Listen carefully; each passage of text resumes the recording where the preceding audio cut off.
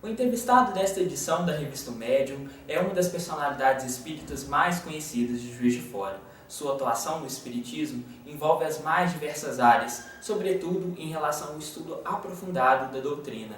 Ele é conhecido pela força de suas ideias, que foram acumuladas ao longo de anos de dedicação ao espiritismo. É professor da área de letras, esperantista, ex-reitor da Universidade Federal de Juiz de Fora e divulgador do espiritismo e do esperanto no Brasil e no mundo. A coluna eletrônica Conversando com os Espíritas entrevista agora o professor José Pacini. Tá bom? Então eu queria que você começasse a contar pra gente como foi que você conheceu o espiritismo, né? Como a doutrina dos espíritos chegou até você. Quando eu abri os olhos para o mundo, meus pais já eram espíritas, né? E me habituei desde pequeno à reunião mediúnica, porque naquele tempo havia muita reunião doméstica. E os fenômenos espíritas também foram conhecidos por mim desde criança. Meus pais frequentavam reunião de materialização, né? E reunião séria, né? Grupos assim, de pessoas muito cultas. Meu pai era italiano, imigrante italiano. Minha mãe era filha de imigrantes, mas tinha até irmãs italianas. Família então toda italiana, mas humilde, né? Humilde. Mas o grupo que meu pai frequentava tinha advogado, médico, engenheiro, sabe? Era um grupo assim eclético, como costuma ser no espiritismo, né? As pessoas. Então era um grupo que estudava e tinha conhecimento doutrinário e tal. E na minha casa mesmo, minha mãe era médium. Na minha casa havia reunião mediúnica. E havia reuniões extraordinárias, porque havia uma médium além da minha mãe, vários médiums. Tinha um marceneiro que era médium também. Havia uma moça, uma jovem que era médium extraordinária. A minha avó chegou perto do meu pai. Minha avó era italiana, né? Meu pai era italiano também. Minha avó chegou perto do meu pai e afagou a cabeça dele e falou com ele em dialeto, não o italiano padrão, não, o dialeto da região deles, né? E ela repetiu palavra por palavra aquilo que estava ouvindo. E meu pai entendeu, né, que era a minha avó que estava falando mesmo, né? Então, e outros fenômenos assim se davam, né? Vidência, essa moça tinha uma vidência extraordinária, né? E comunicações belíssimas. A gente é habituado desde criança a conviver com isso, né? A reencarnação, né? Foi uma coisa que eu aprendi a pensar. Quando eu comecei a raciocinar como ser humano, já estava raciocinando dentro da reencarnação. Por isso que eu falo, eu acho difícil uma pessoa conceber a vida sem a reencarnação, sabe? Porque é tão lógica, tão natural, né? E não tive formação regular, assim, de infância, né? A evangelização da infância, naquele tempo não existia. Mas já havia um catecismo espírita, a que mais tarde, eu já como mocinho, levava minhas irmãs menores, né? Mas era algo assim também para decorar as perguntas, que é isso, que é Deus, inteligência suprema, causa primeira de todas as coisas, essa coisa assim. E só me tornei, eu vim me tornar mesmo trabalhador espírita aqui em Juiz de Fora. Estive, depois que eu saí de Inês, fui para São Paulo, fiquei 3 anos na aeronáutica.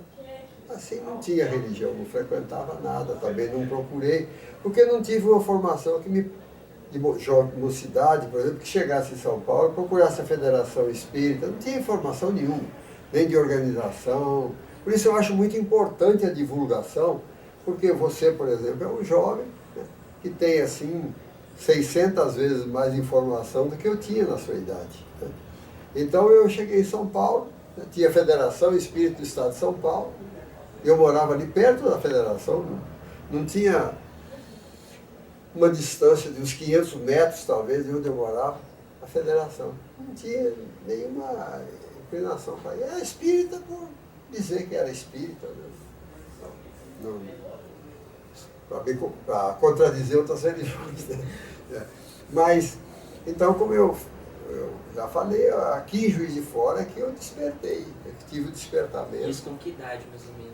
Hein? Com que idade você tinha nessa época?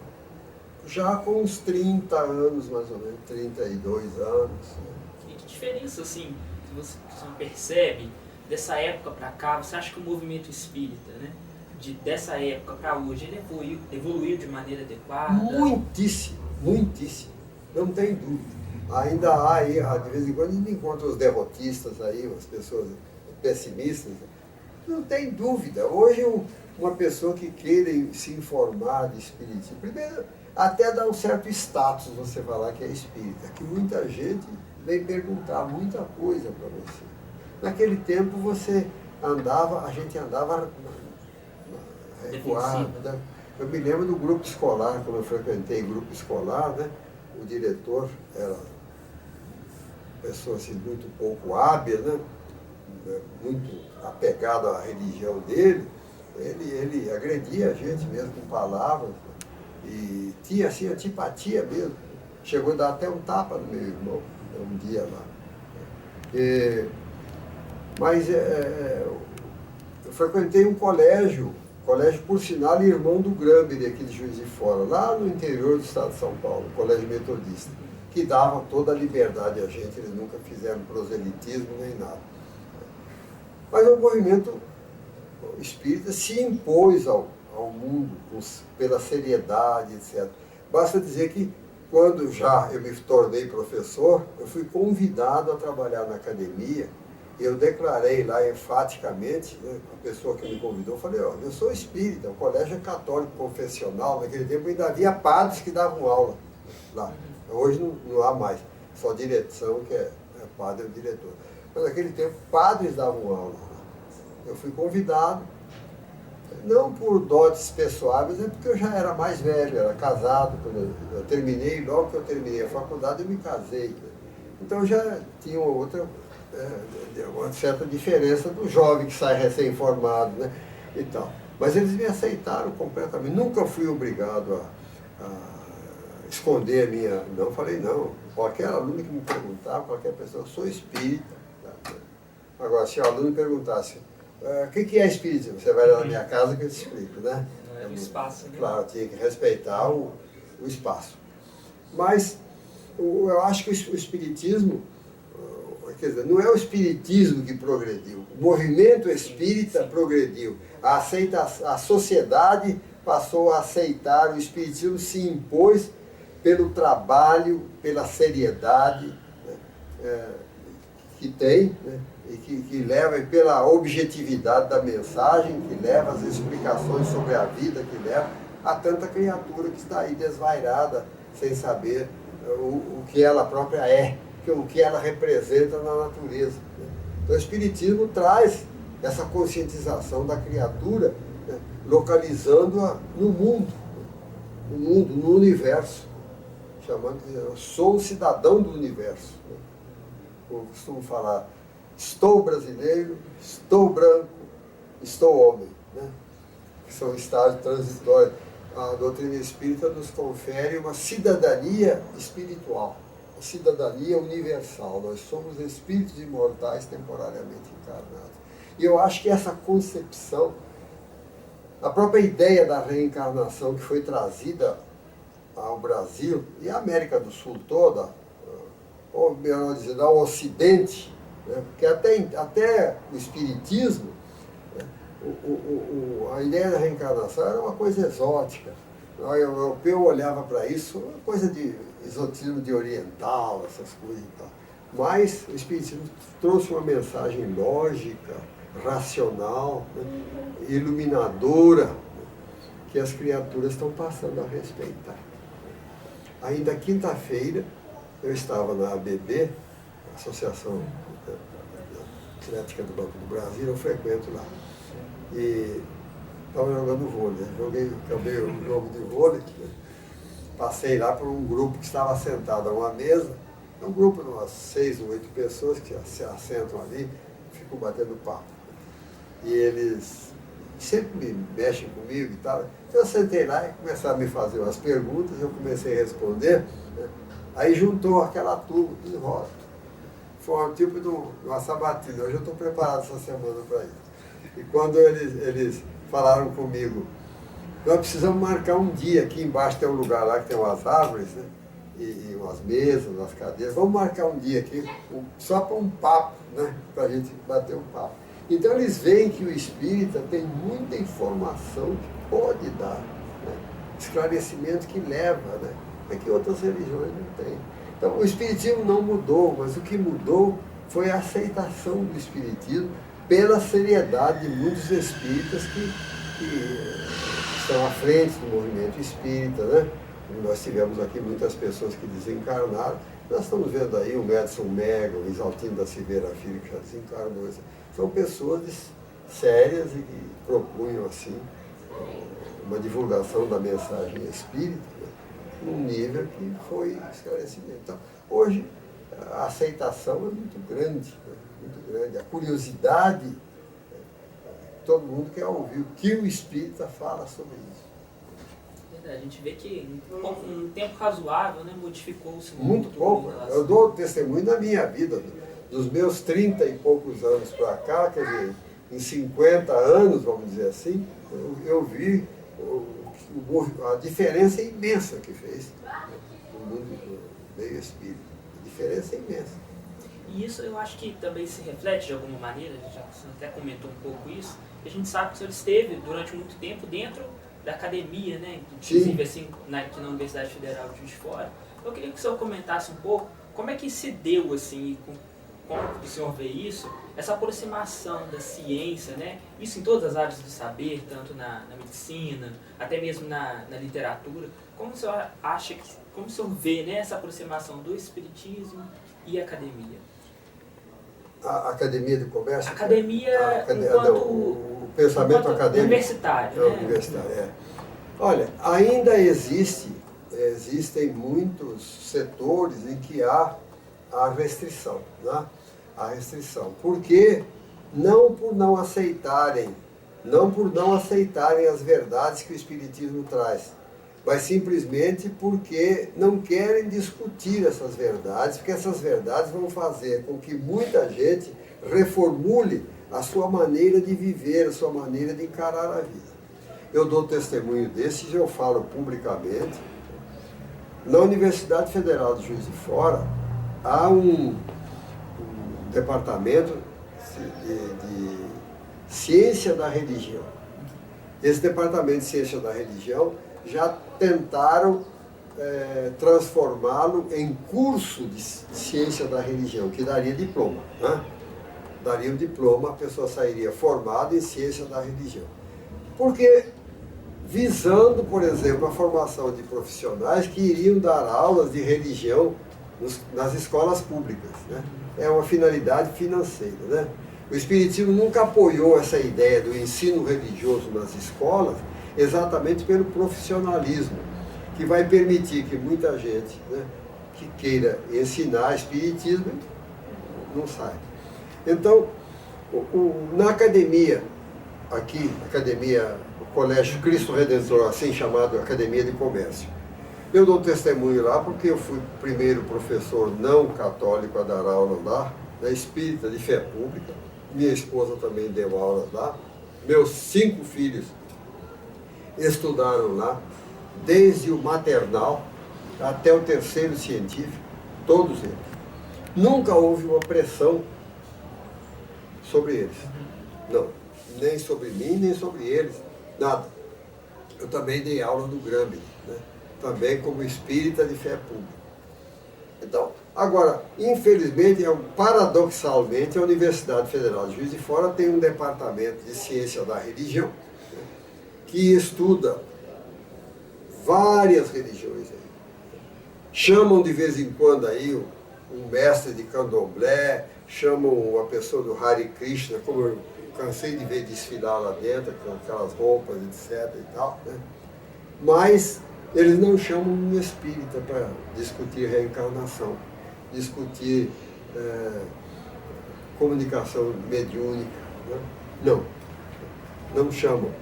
Eu cheguei a dar 6 horas de aulas no Seminário Santo Antônio, formador de padres ali da rua Doce velho, né? Eu fui convidado a dar uma visão do Espiritismo para 32 alunos, já do seminário maior. E me ofereceram 4 horas de aula, né? 2 e 2, né? Geminadas. Eu, como um bom mineiro adotivo, aceitei 2. Eu falei, se chegar lá, se houver um clima de desrespeito, etc., não estou disposto a enfrentar isso, nem a bater boca, né? Eu vou me embora. Se eles quiserem me ouvir com respeito, me perguntar com respeito, eu fico. Cheguei, preparei didaticamente o Espiritismo em 6 itens, fui lá para frente. Primeiro que me receberam com muito respeito foi o diretor, o reitor, eles têm um reitor, o reitor, o diretor e mais um monsenhor. Me apresentaram na sala de aula, assistiram a primeira hora. Eu fui, então, assumir a condição de professor, né? Eu falei, aqui eu sou um professor, vou expor o Espiritismo aqui, não como espírita, vou expor em nível acadêmico. Então fui para o quadro, botei a bibliografia lá, os 5 livros básicos da doutrina, né? E os pontos que eu iria me basear, né? A existência de Deus, a sobrevivência da alma, a imortalidade da alma, comunicação dos espíritos, a reencarnação, pluralidade dos mundos habitados e moral cristã. Esses 6 itens. Comecei, logo em seguida, começaram a perguntar. Quando eu terminou a primeira hora, as pessoas que me levaram lá foram embora, me deixaram contar. Não terminei nem o terceiro, nem cheguei ao terceiro item dos 6 que eu tinha feito. Tanta pergunta, mas pergunta séria. Aí eu falei, bom, terça-feira que vem eu volto. Voltei, mas também não consegui. Não consegui. Falei, você fala com o chefe aí, se quiser me dar mais 2 horas, porque os alunos estão interessados, ninguém fez brincadeira, piada. Havia só um lá, no fundo da sala, que estava sem ânimo nenhum. Mas quando eu comecei a falar, o rapaz foi endireitando na cadeira, foi vendo que tinha coisa séria. No último dia eu cheguei lá, já tinha liberdade com a turma, eu falei, hoje ninguém pergunta nada, eu vou falar, depois vocês perguntam. Não adiantou nada, ali a 10 minutos eles estavam perguntando. Dei duro para acabar, porque também na última parte, quando foi no final, na última hora, eu falei sobre moral cristã. Aí eu me despi da toga de professor, aí foi o espírita mesmo que falou ali, né? Falei mesmo com a convicção, falei do Evangelho de Jesus. Quando eu comecei a falar de Jesus, eu empolguei mesmo e falei a ponto do rapaz encontrar um colega meu da universidade que me levou lá para me apresentar. Ele disse, o Passinho é mais cristão que nós.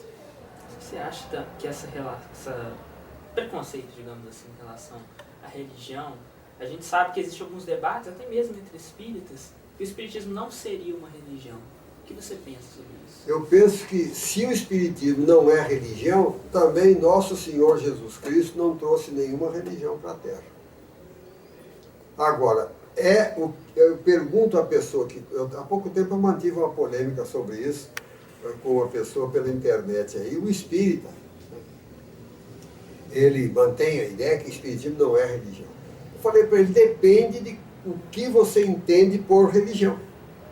O que é religião? De acordo com aquele sentido mais antigo da palavra religare, né, que é religar a criatura ao Criador. Eu acho que se você se firma nisso, quer dizer, aquele anseio da criatura crescer para Deus, que é a religião, o espiritismo é a religião. Agora, se religião para você é aquele conjunto de atividades desenvolvidas no interior de um templo, através de rituais, né, o uso de vela, de fumaça, manuseio de objetos de culto, etc. Então, o espiritismo não é religião. Depende, então, do que você conceitua religião. É diferente. Porque, assim, por exemplo, ética, né? A ética. A ética do ladrão, eles têm uma ética. Ele não rouba do companheiro. Ele não rouba do companheiro, rouba dos outros. Acho que é legítimo roubar dos outros. Você vai dizer que ele não tem ética? Ele tem uma ética. A ética dele. Então eu digo, a religião espírita, né, é esse sentimento, né, esse desenvolvimento, a vontade da criatura de transcender os seus limites, no sentido de se aprimorar, né, se aproximar do próximo, né, e servir a Deus na pessoa do próximo. Quer dizer, se você aceita isso, você está fazendo religião. Ou então Jesus não trouxe religião alguma. Porque, na verdade, Jesus não fundou religião no sentido que se tem aí de religião. Né? Não fundou nada. Jesus veio, nos ensinou a nos amarmos como irmãos. Então, eu acho que muita gente perde tempo, muito tempo, discutindo palavras. Palavras ao invés de discutir conceitos. Conceitos. Se eu estou seguindo o Evangelho de Jesus, explicado à luz da doutrina espírita, que nos traz de volta os ensinamentos de Jesus relativamente à ética, à postura moral, à fraternidade, o amor, o respeito ao próximo, o respeito a Deus, etc, etc, etc. Se estamos buscando servir a Deus na pessoa do próximo, nós estamos fazendo a religião que Jesus trouxe. Então, eu acho que discutir se é ou não é, acho que é irrelevante. Então, voltando um pouquinho para a história, né, daqui do movimento da nossa cidade, a gente sabe que o senhor, durante muitos anos, né, e continua atuando no grupo de estudos espíritas Garcia, que está aí completando já quase 60 anos, que é um dos mais tradicionais e é uma referência realmente dos estudos espíritas. Então, eu queria que você contasse um pouquinho sobre o envolvimento do senhor com essa casa.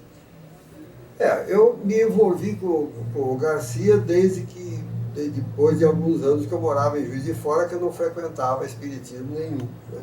Foi através do trabalho de socorro que o grupo de estudos espíritas Garcia levou a uma pessoa amiga, no sentido de visitá-la no lar, pessoa que acabou desencarnando mesmo, serviço de socorro fraterno no lar, né? Que através de passe, um tipo de culto no lar que fazia com o doente, e depois um passe, etc. e tal. Aí que eu tomei conhecimento da existência do grupo de estudos espírita Garcia. E essa pessoa desencarnou, e eu então passei a frequentar o grupo.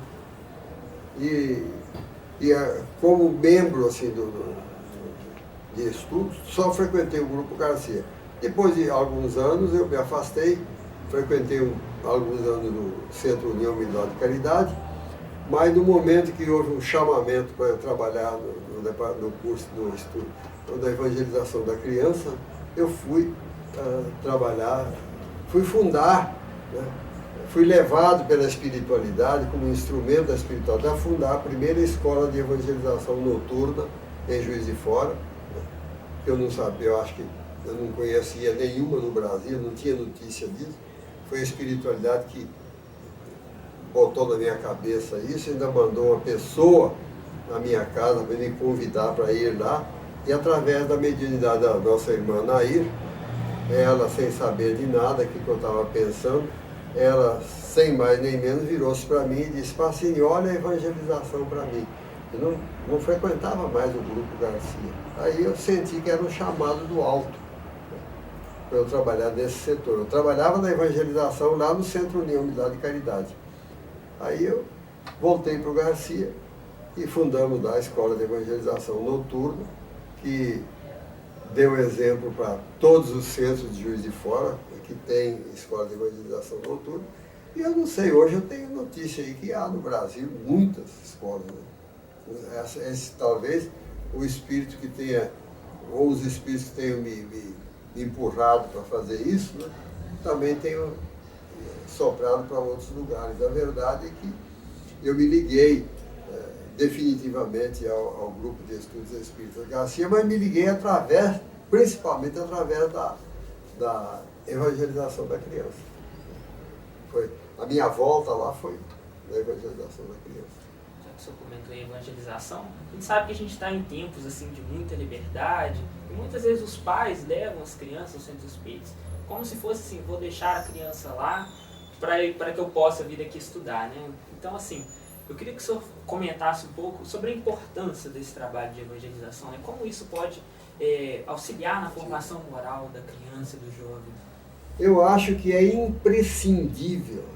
Eu não entendo como um casal espírita, ou melhor, um cônjuge espírita, fique omisso relativamente à evangelização da criança. É algo que vai fazê-los chorar no mundo espiritual, de arrependimento. Porque a criança que é iniciada no Evangelho de Jesus, através da escola de evangelização, ela tem a sensibilidade, tem o coração tocado pelos ensinamentos do Evangelho de Jesus. E a criança, na sua pureza infantil, ela assimila isso com muita facilidade.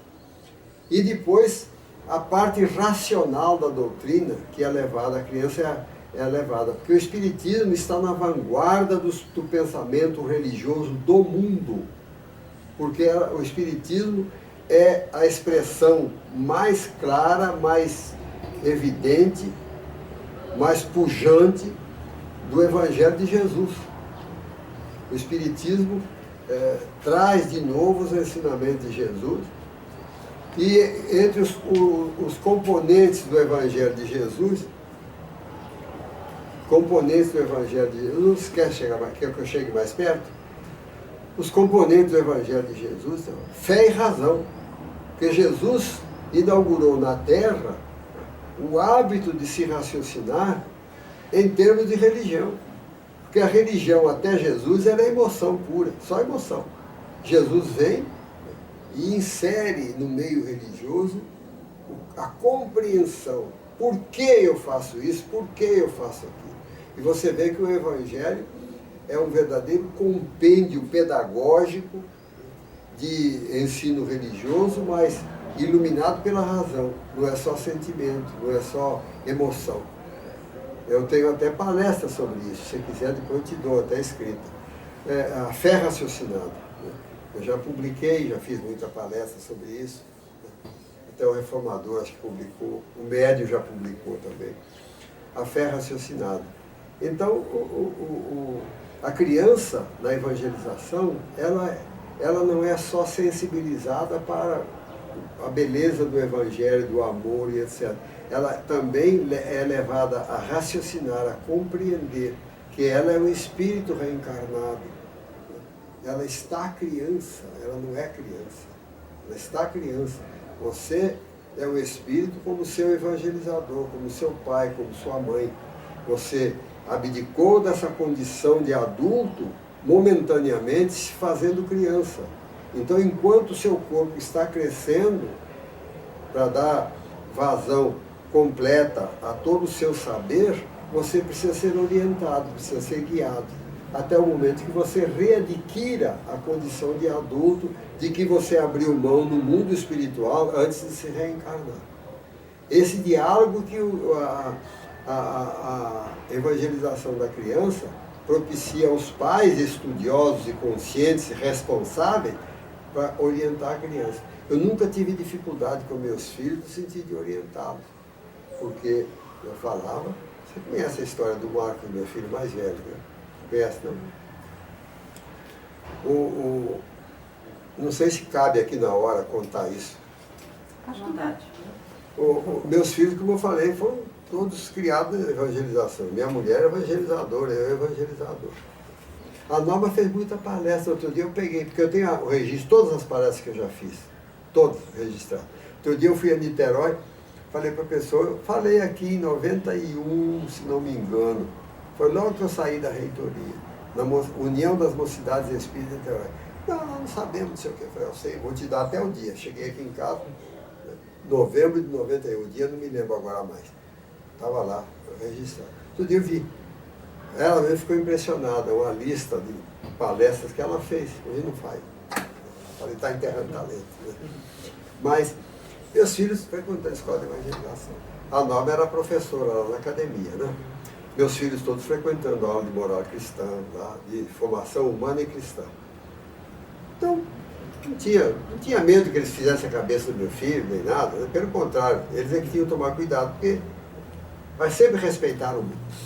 Mas um dia, o meu filho mais velho, estava com uns 13 anos, chegou em casa com a novidade, nessa sala aí. Pai, mãe, eu fui convidado para o hi-fi, não sei o quê, tal e tal, não sei o quê.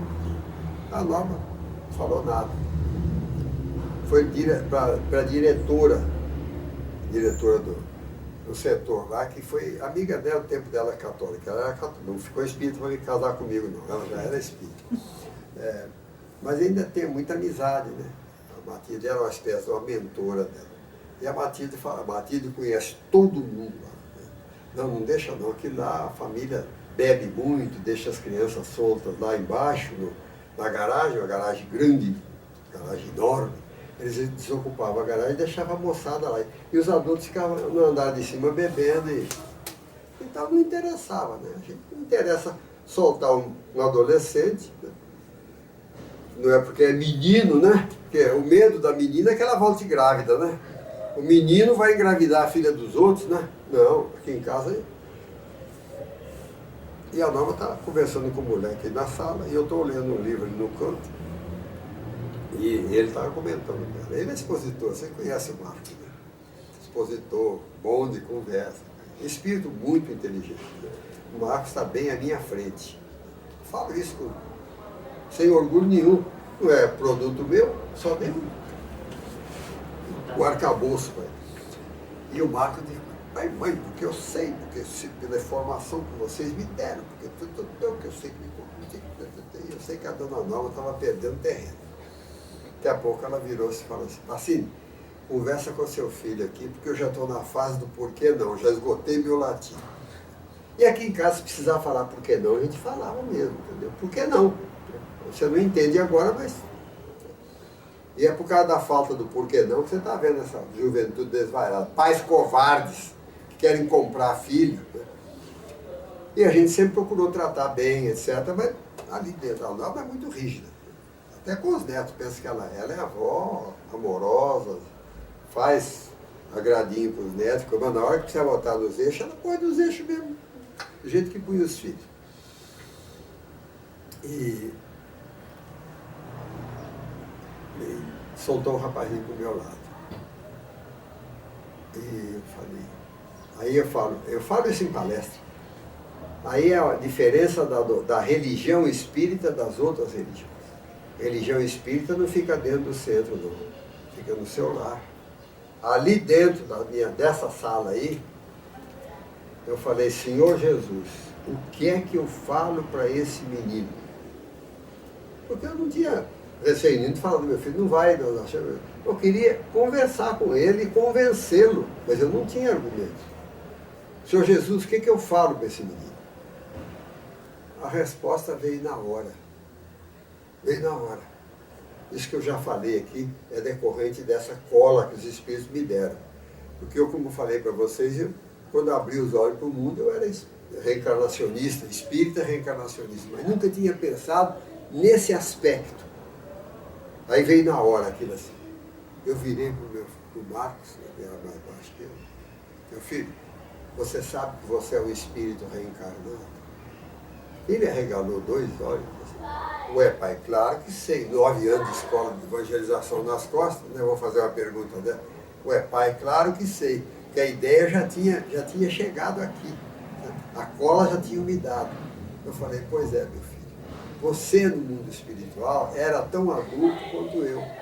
Você abriu mão da sua condição de adulto, se fazendo criança, inocente, dependente, e se entregou confiantemente nas mãos de sua mãe e minhas mãos.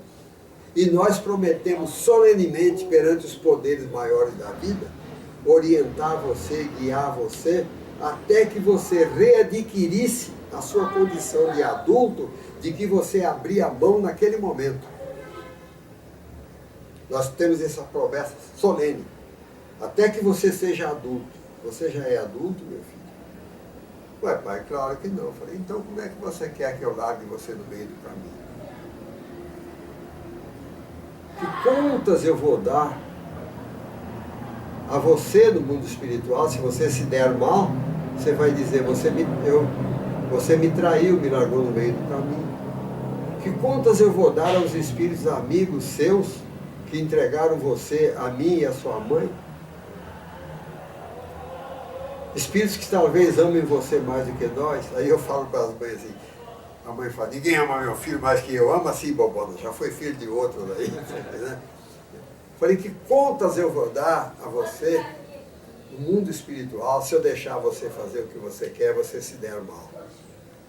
A responsabilidade será minha. Como é que você quer me pôr numa situação dessa?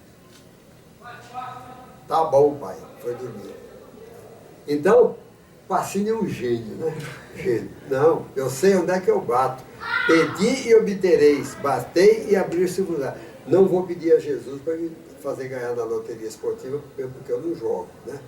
Mas a hora que eu preciso, eu peço. Mas veio a resposta, assim, uma coisa assim, impressionante. Nunca tinha pensado nisso, que é um argumento fortíssimo. Você é um espírito adulto como eu. Só que você, no momento, está criança. Seu corpo está crescendo, não dá ainda a oportunidade de você raciocinar como eu. Então você se entregou na minha mão, na mão da sua mãe, nas nossas mãos, para nós encaminharmos, guiarmos, guardarmos você, etc. E tal, até que você readquira as rédeas da sua vida. Isso é um argumento. Agora, você precisa ter dado uma base segura para a criança, né? Não é a criança não ter, assim, uma informação fraca, né? Então você é o espírito reencarnado. Eu acho isso aí, né, os pais que se entendessem um pouco, né, a facilidade com que tem no sentido de orientar a criança dentro da reencarnação. Você vê, por exemplo, até o problema racial. Eu tenho uma sobrinha que cria, o primeiro filho dela é um filho adotivo, negro mesmo. Eu também tenho um filho adotivo negro. Mas ele convive com os dois filhos dela, filhos naturais, né? Filhos consanguíneos, porque eu não falo adotivo, eu falo filho consanguíneo e não consanguíneo, porque adotivo todos são. Todos são espíritos que você adota, né? E então eles convivem assim, eles não têm noção de cor, sabe? Eles não têm inibição nenhuma. A irmãzinha tem orgulho do irmão, essa coisa toda. Por quê? Porque eles aprenderam desde criança, todos eles, né, aprenderam a raciocinar como espírito imortal. O corpo é uma roupa. Não, quando eu estou com essa roupa cinzenta, você está com a roupa riscada aí. Cada um tem a roupa que veste no momento que precisa. Então a criança aprende isso na escola de evangelização. Sabe? Quando é bem dada a aula, não fica só com aquela coisinha de cantar, etc. Você ensina a criança, etc. A criança adquire essa. Então eu vejo o trabalho de evangelização da criança como o primeiro trabalho da doutrina espírita, o mais importante, e continuando para o jovem. Né? Para o jovem. Porque o espírito reencarna com a finalidade de prosseguir a sua evolução. Por que você vai parar na criança e deixá-lo como muitos pais hipócritas, né, e comodistas, né, fazem? Não, não quero forçar o menino a ir ao centro, ele não gosta de ir ao centro. Agora, são fariseus, hipócritas, porque forçam o menino a ir à aula na escola. Vamos deixar meu filho crescer analfabeto? Eu preferia, se fosse me dada a oportunidade de ter que decidir, não, cresce analfabeto, porque a qualquer época ele pode aprender a ler e escrever. Se tivesse que ser escola de evangelização e escola de alfabetização, um rei déspota aí que me fizesse escolher, eu ponho na escola de evangelização. Porque com as luzes da evangelização ele tem mais facilidade para entender a vida e aprender rapidamente. E o grande perigo é de você intelectualizar um espírito antes de moralizá-lo. Porque Daí Jesus falar que veio para os pequeninos, para os pobres, para os humildes, para os simples. Porque aqueles doutores da lei, aquele pessoal todo intelectualizado, tinha muita dificuldade em entender, entendeu? As belezas do Evangelho de Jesus. Que eu tenho de passar para o próximo alguma coisa em nome da doutrina espírita. Por exemplo, o centro espírita, eu acho que tem uma responsabilidade muito grande na sua biblioteca de empréstimo e dos livros que ela vende. Por quê? Porque a pessoa, quanto menos conhecimento espírita ela tem, tanto mais ela valoriza o aval que o centro dá. Você conhece a história do pintor Apelles? Na Grécia Antiga, um pintor, Apelles, pintou um quadro e, como era costume ali, expôs o quadro. Mas ele ficou atrás da cortina onde passavam as pessoas para olhar o quadro. E passava, olhava, admirava e tal. Aí passou um sapateiro e olhou a sandália da figura que ele tinha retratado e notou um erro na sandália. Ele era sapateiro, né? Notou um erro. E falou, comentou com as pessoas, essa sandália está errada e tal. O pintor que estava atrás da cortina ouviu, à noite retirou o quadro, retificou e colocou lá no dia seguinte. É o verdadeiro espírito da crítica, né? Aí o sapateiro no dia seguinte passou lá e olhou e ficou feliz, né? E começou a querer criticar outras coisas. Aí é a frase, até é um dístico latino. Ne sutor ultra crepidam. Não vá o sapateiro além da sandália. Entendeu? Isso é muito... Quando o sujeito quer extrapolar qualquer coisa, você vai ver essa frase qualquer hora aí. Ne sutor ultra crepidam. Né? Não vá o sapateiro além da sandália.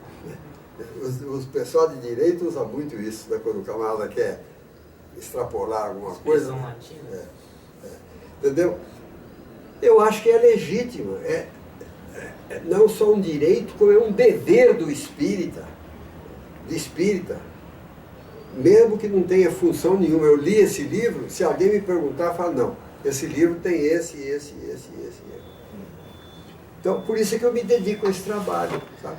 E principalmente para esclarecer os presidentes de centro. Eu peguei um e-mail de centro, de pessoa que tem... eu mando 23 análises. Toco na internet e falo, leia. Se você não ler, a responsabilidade é sua. Uma outra atividade também que o senhor costuma se dedicar também é o Esperanto, que a gente sabe que tem uma proposta, uma filosofia por trás disso, né? De que modo que o Espiritismo ele se aproximou dessa proposta e qual a importância dela? Eu fiz um seminário agora, domingo passado, na Federação Espírita Brasileira, 3 horas, de 9 ao meio-dia, sobre o Evangelho, o Espiritismo e o Esperanto. Tem esses 3 S que o Ismael Gomes Braga criou, os 3 S. Eu, a princípio, até reagi um pouco, eu achava que o Espiritismo e o Evangelho estão juntos. Então eu fiz até uma palestra, né? Se você quiser ver, eu te mando pela internet a palestra inteira em PowerPoint. Você pode ver os quadros todos lá, usar do jeito que você quiser, porque direito autoral comigo não funciona. Eu te mando, se você me der o seu e-mail. É o seguinte, Jesus trouxe o Evangelho, prometeu o Espiritismo, 1800 anos depois mandou o Espiritismo veio, 30 anos depois veio um elemento para divulgar o Espiritismo no mundo. Que o Esperanto tem, vagarosamente, está levando o Espiritismo ao mundo. O Livro dos Espíritos em japonês foi traduzido a partir do Esperanto. Porque para o japonês entender o francês é muito mais difícil. O Esperanto é uma língua genial. As raízes do Esperanto são inegavelmente. Eu discuto Esperanto em qualquer nível que você queira. Já está encerrando, Passinho. Existe algum comentário, alguma coisa que você gostaria de comentar? Que a gente mas é isso que eu possibilidade? Já falei igual a pobre na chuva. Tá bom, a gente agradece muito a sua participação, para enriquecer aqui o nosso diálogo de conversando com os espíritos. Muito obrigado. Nada, disponha. O prazer é todo meu, estou pronto a falar da doutrina e do Esperanto, eu falo A noite inteira. Eu não falo que eu vou falar até de madrugada, porque eu tenho o trabalho para fazer lá em Benfica hoje. Né? Mas vocês são bem-vindos a hora que quiser, eu estou à disposição. Me dá muito prazer. E me honra muito o fato de vocês terem vindo aqui me ouvir. A nós também. Porque o que eu gosto mais é falar sobre Espiritismo esperando. Né? E o Espiritismo ainda mais sobre a evangelização da criança.